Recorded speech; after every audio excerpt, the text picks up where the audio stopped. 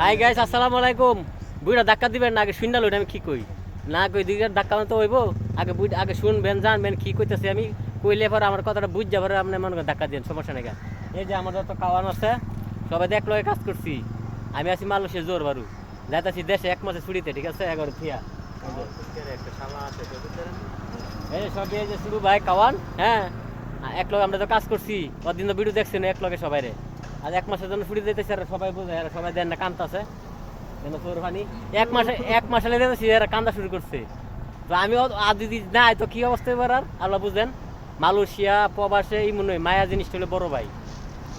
বাপ মার লাগে তো মায়া লাগে না, যদি বন্ধু বান্ধব লাগে যা মায়া লাগে, ঠিক আছে? এই যে সবাই এনতে বারাং লইছি, হালকা পাতলা বারাং লইছি আর কি। কেল গিয়ে বারাং কিনুম, কেল গিয়ে বারাং কিন না।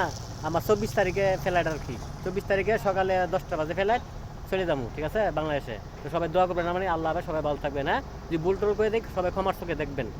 আসসালামু আলাইকুম।